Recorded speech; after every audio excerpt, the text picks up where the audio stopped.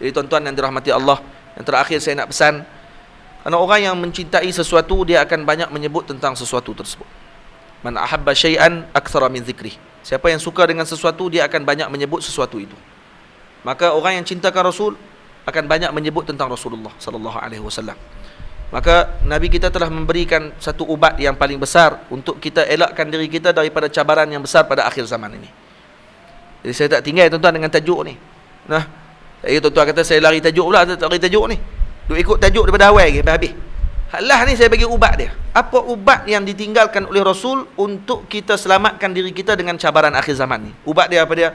Ubat dia adalah dengan cara kita membanyakkan salawat kepada Nabi kita Muhammad sallallahu alaihi wasallam. Banyakkan salawat kepada Nabi. Dan ini ramai orang pandang ringan. Dia kata takkan nak salawat saja. Kalau salawat saja, minyak turun ke? Nah, selawat saja minyak turun. Korang turunlah hang punya nafsu. Tuan-tuan, banyakkan selawat kepada Nabi.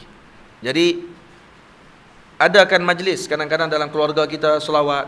Ingatkan anak kita dengan selawat. Ceritakan mereka tentang kelebihan selawat. Jadi kena buat macam tu. Ada seorang lelaki yang mana setiap hari diceritakan dalam hadis saya. Habis dah tak habis. Habis dah. Jangan bimbang. Saya pula pak ni.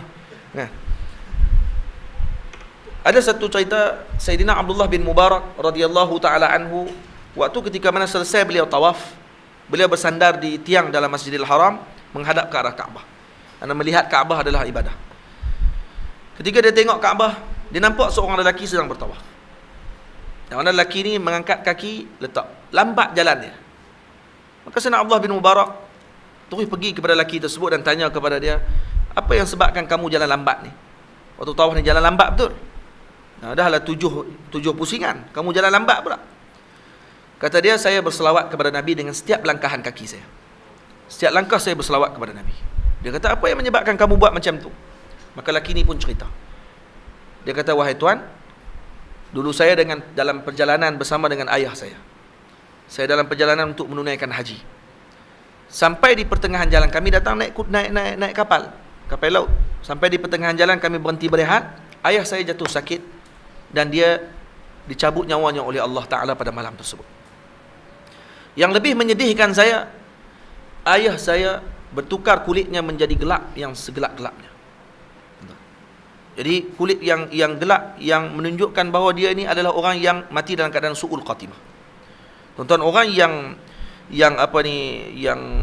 yang kalaupun kulitnya gelap tetapi dia ni lazimi salawat dan juga kulit dia selalu dibasahkan dengan wuduk dan sebagainya, wajahnya ada nur. Lepas tu kita boleh bezakan muka orang yang Islam yang bukan Islam. Tengok dengan haja nampak riak wajah dia tahu dah kata ni Muslim. Yang ni bukan Islam. Hanya kerana apa? Kerana wuduk. Kerana nur yang ada di wajah tersebut. Jadi tuan-tuan, waktu ketika kata lelaki ni, ketika ayah saya malam tersebut bertukar wajahnya segelap-gelapnya, dan saya tahu kata ayah saya su'ul khatimah, buruk kematiannya. Saya menangis sepanjang malam tersebut di sisi ayah saya, kerana saya bimbang bagaimana nak jawab esok dengan kawan-kawan yang lain yang bersama dengan kami dalam rombongan. Pada malam tersebut, waktu ketika saya sedang menangis, saya tidur, mimpi saya bertemu dengan seorang lelaki yang kulitnya putih kemerah-merahan, memakai pakaian yang segak putih, memakai serban, masuk ke dalam kemah kami, dan kemudian lelaki tersebut menyapu badan ayah saya sehingga bertukar ayah saya menjadi dengan wajah yang sangat cantik dan bercahaya. Saya sangat gembira. Saya kemudian terus pegang kain jubah lelaki tersebut dan saya tanya kepada dia, billahi, demi Allah, tolong bagi tahu kepada saya, siapa kamu? Maka kata lelaki tersebut, kamu tak kenal saya? Kata saya tidak kenal. Ana Rasulullah, kata dia. Saya adalah Rasulullah sallallahu alaihi wasallam. Saya datang kepada ayah kamu pada malam ini untuk memberi syafaat kepada dia. Ya, ayah kamu banyak melakukan kejahatan. Ayah kamu buat silap yang banyak. Tapi ada satu benda yang dia tidak pernah tinggal. Dia tidak pernah tinggal sebelum tidur berselawat kepada aku. Maka disebabkan tu, hari ini saya datang untuk memberi syafaat kepada dia sebelum di akhirat nanti, insya-Allah. Kata lelaki tersebut, mulai malam tersebut saya berjanji, setiap langkah kaki saya tidak akan letakkan melainkan saya berselawat kepada Nabi kita Muhammad sallallahu alaihi wasallam. Saya langkah, saya akan selawat kepada Nabi. Saya tak akan basahkan mulut saya melainkan dengan berselawat kepada Nabi sallallahu alaihi wasallam. Lepas tu ada seorang ulama mengatakan bahawa kalaulah seorang mengetahui apa yang ada dalam salawat, maka selepas solat 5 waktu, dia tidak akan lakukan perkara yang lain melainkan berselawat kepada Nabi SAW. Dia tidak akan buat benda lain melainkan berselawat kepada Nabi kita Muhammad sallallahu alaihi wasallam. Sebab tu tuan-tuan yang dirahmati Allah, lazimi salawat. Lazimilah salawat. Karena Nabi kita menyebut dalam hadis, dalam Al-Quran, dalam hadis Nabi kita mengatakan, man shalla alayya wahidatan sallallahu alaihi asyra. Siapa yang berselawat kepadaku sekali, Allah akan berselawat kepadanya 10 kali. Allah berselawat kepadanya 10 kali. Tuan. Dan kata Nabi, man shalla alayya ashran, siapa yang berselawat kepada aku 10 kali, sallallahu alaihi mi'ah, Allah Ta'ala akan berselawat kepadanya 10 kali, 100 kali. Dan kata Nabi lagi, man shalla alayya mi'atan, sallallahu alaihi alfa. Siapa yang berselawat kepada aku sehari 100 kali, Allah berselawat kepadanya 1000 kali.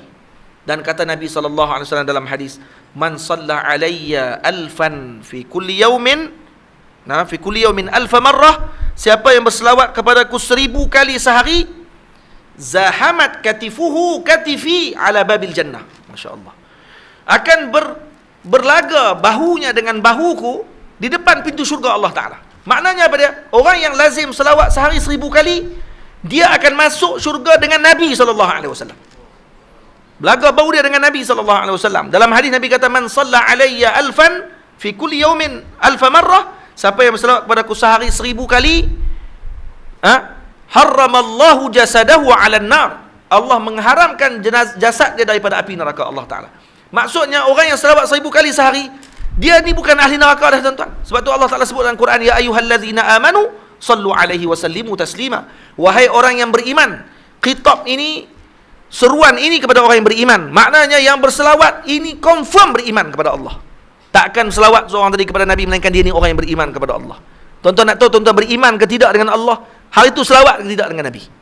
Kalau tak selawat pun orang kita selawat juga dalam semayang. Alhamdulillah, ada juga semayang tan tahiyat wajib selawat. Tak selawat tak sah semayang kita. Nak jadikan kita ni beriman kepada Allah. Bagaimana dengan yang tak semayang? Tak semayang dengan tinggal selawat. Weh, tak semayang dengan tinggal selawat. Habis tu tak semayang, insya-Allah dia akan semayang lepas tu. Takkan selawat saja lepas tu tak semayang. Sebab tu ada seorang lelaki yang minum arak, dan kemudian lepas minum arak kena godam, minum arak lagi. Kena godam lagi, minum arak lagi. Akhirnya para sahabat pakai kutuk dia. Pakai laknat dia. Sebagian sahabat kata laknat dia. Laknat dia ni. Memang celaka betul lelaki ni. Asal minum arak, minum lagi. Minum lagi, minum lagi. Lepas kena hukum pun minum lagi. Maka kata Nabi SAW, bila Nabi dengar ada sebahagian orang yang mencela sahabat ini, yang suka minum arak, Nabi kata, la tal'anhu, jangan kamu laknatnya, fa innahu yuhibbullaha wa rasulah. Nah, jangan kamu laknat dia, kerana dia ini adalah orang yang mencintai Allah dan Rasulnya. Masya Allah. Faham tuan-tuan? Jangan tengok kita dengan maksiat seseorang tersebut, kita kata dia ini tidak cinta kepada Allah dan Rasul.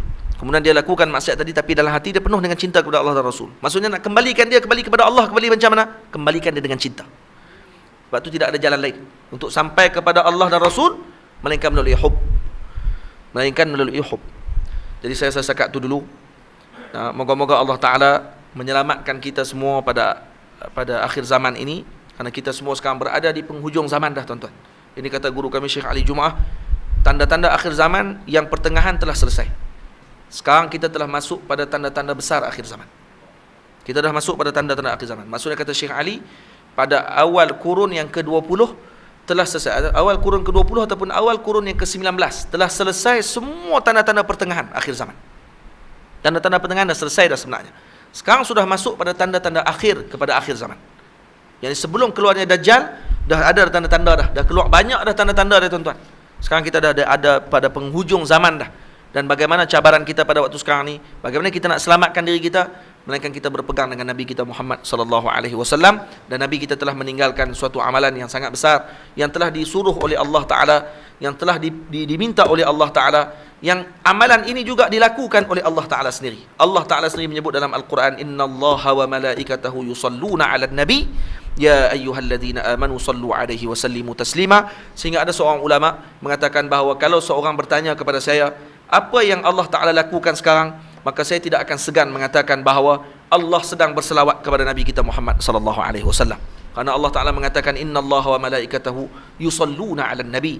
Yusallu dengan fi'il mudhari', mudhari' bermakna dawam wal istimrar, dengan makna berterusan dan juga bertajaddud, maksudnya akan berlaku detik demi detik, Walaupun Allah tidak dikaitkan dengan masa, tapi kalau ditanya kepada kita apakah perbuatan Allah sekarang, maka kata sebahagian ulama, kami tidak akan segan untuk menjawab bahawa Allah berselawat kepada Nabi SAW. Kalaulah Allah berselawat kepada Nabi dan kita mengabaikan perkara tersebut, maka kita telah mengabaikan suatu yang azim, suatu yang agung, yang telah ditinggalkan, yang telah dianjurkan, yang telah diarahkan oleh Allah kepada kita. Maka inilah yang akan menyelamatkan kita dengan cabaran akhir zaman ini, insya-Allah. Aqulu qawli hadza astaghfirullahal azim li wa lakum. Saya mohon ampun, mohon maaf kerana panjang bicara saya pada malam ni. Moga-moga tuan-tuan semua dapat mengambil manfaat. Dan yang paling utama pada malam ni, kita balik jangan tinggal selawat kepada Nabi sallallahu alaihi wasallam. Ada soalan? Ada soalan ke? Tak ada soalan apa. Cuma saya nak minta tuan-tuan semua pakai ikut saya ramai-ramai je. Ikut saya, kita baca ni ramai-ramai. Okay. Jazallah anna sayyidana Muhammadan sallallahu alaihi wasallam ma huwa ahluh. Jazallah anna sayyidana Muhammadan sallallahu alaihi wasallam ma huwa ahluh. Jazallah anna sayyidana Muhammadan sallallahu alaihi wasallam ma huwa ahluh. Tuan-tuan, dalam hadis disebut siapa yang membaca pada setiap pagi atau setiap harinya dibaca jazallah anna sayyidana Muhammadan sallallahu alaihi wasallam ma huwa ahluh, akan ditulis dengan satu ucapan tersebut oleh 70 malaikat. Yang malaikat tersebut akan letih. Di bahasa balaghah dipanggil, maksudnya mereka tak akan letih. Cuma ni mereka telah meletihkan 70 malaikat untuk menulis pahala bacaan ini selama 1000 subuh. Dalam riwayat selama 2000 subuh. Maknanya 1000 subuh maksudnya 3 tahun, tuan-tuan.